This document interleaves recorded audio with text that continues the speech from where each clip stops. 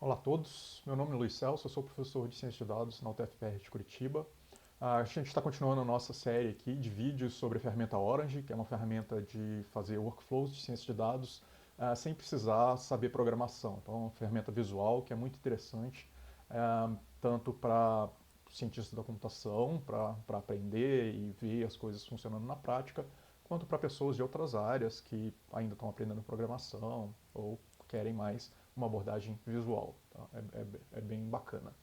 E aqui a gente vai falar nessa aula sobre regressão linear, que é um tipo de modelagem muito frequente em mineração de dados, em machine learning, e também bastante frequente em análise estatística.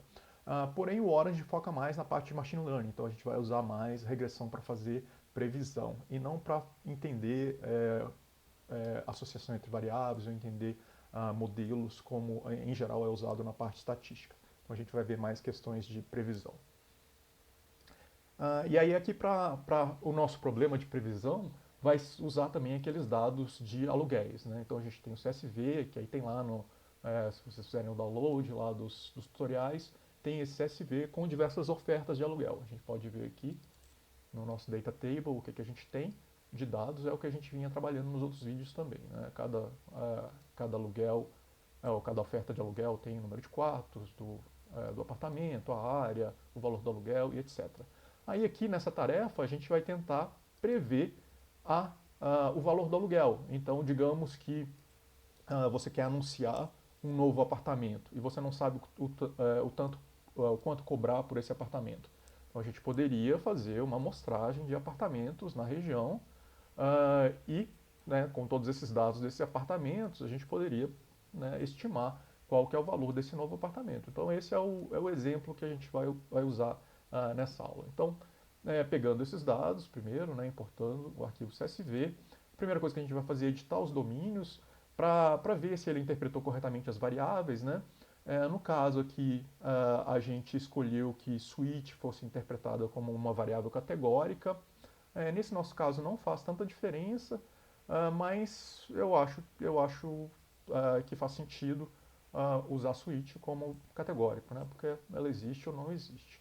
Número de quartos a gente usou como número mesmo, a área como número, aluguel, condomínio, tudo isso é número. E vaga a gente usou como categórica. Vaga, se a gente tivesse dados com apartamentos com mais de uma vaga, a gente até poderia interpretar isso como número, talvez faria, né, no caso faria mais sentido. Né? Aqui pode deixar categórico, mas não vai influenciar no modelo, tanto numérico quanto categórico, tudo bem. Né?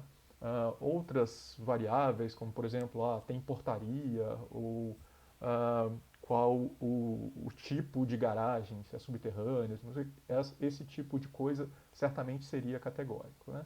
E isso, né, como vaga poderia ser interpretado como número, a gente pode decidir, né, o que a gente quer.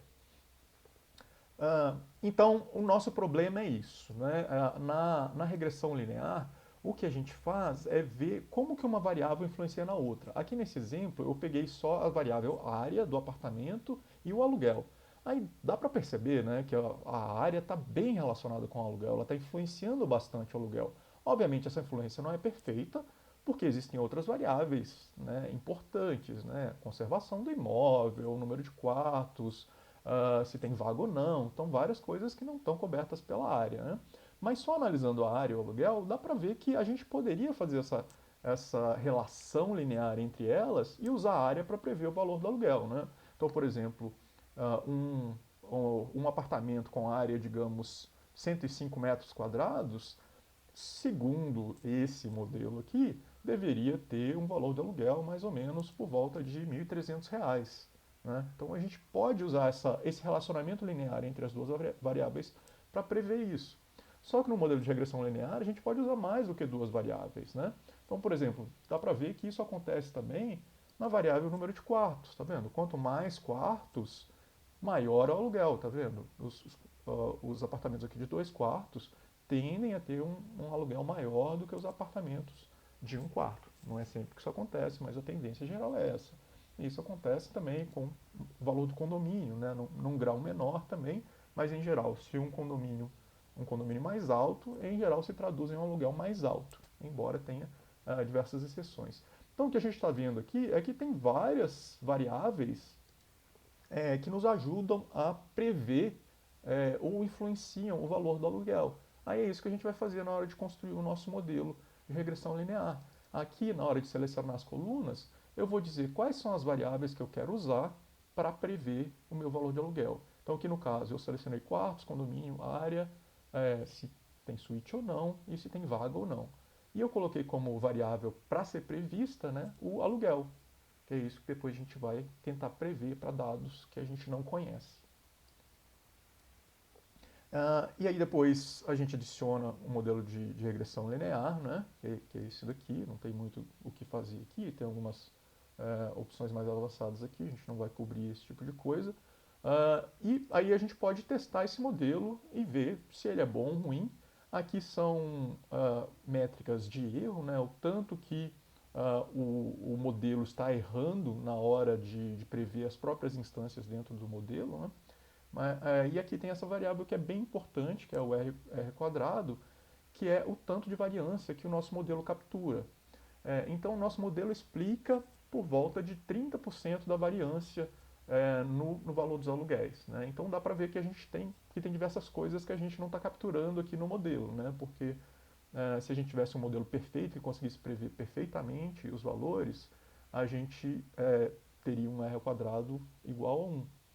Mas por que esse R quadrado não é bom? Porque tem diversas variáveis que a gente não tem. A gente não tem o estado de conservação do apartamento, a gente não tem o bairro do apartamento, a gente não tem se é barulhento ou não em volta do apartamento, a gente não tem se é violento ou não em volta do apartamento. Então, assim, se a gente conseguisse capturar todas as variáveis possíveis, a gente conseguiria chegar perto do 1. No caso, a gente só tem algumas variáveis. Nesse caso, não é um R quadrado muito ruim, considerando as diversas variáveis que a gente não tem. Mas tudo bem, então digamos que a gente está satisfeito, se eu estou satisfeito com esse R quadrado, algumas pessoas podem não estar, mas nesse caso, nesse problema específico, parece razoável, então vamos seguir. Agora vamos tentar prever agora valores que a gente não conhece, né? Então digamos que eu tenho, né, aqui eu vou criar um novo apartamento. E digamos que é um apartamento que eu tenho, que eu quero vender, mas eu quero uma estimativa de qual o preço desse apartamento. Aqui eu vou mandar ele criar o valor aleatoriamente, né? A gente pode clicar aqui no random, ele cria valores aleatoriamente, inclusive para variável aluguel, mas aí ela não vai ser considerada na hora de fazer a previsão, né?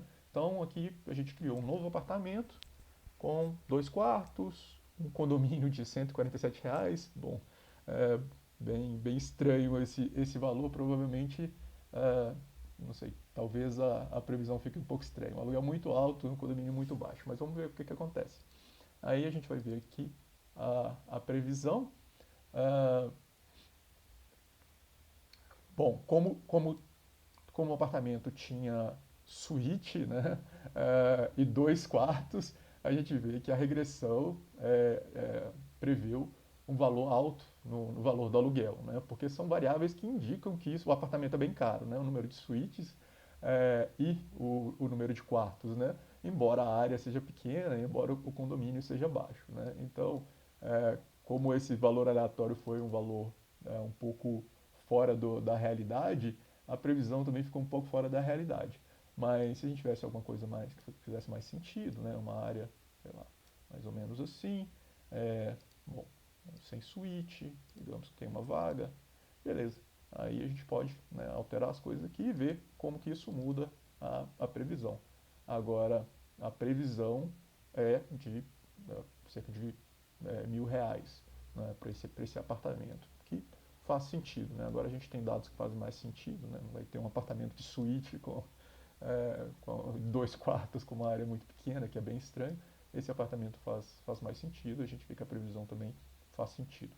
Claro que essa variável aqui de aluguel foi a variável que foi definida lá na instância que a gente criou, né? Ela não está sendo usada, né? Ela acaba aparecendo aqui, mas ignorem essa parte, assim como o endereço e o código também são ignorados nesse nosso modelo. Bom, então era isso. Como eu falei, o Orage foca mais na parte de machine learning, nessa parte de previsão, mas obviamente tem muito mais coisa relacionada com regressão linear.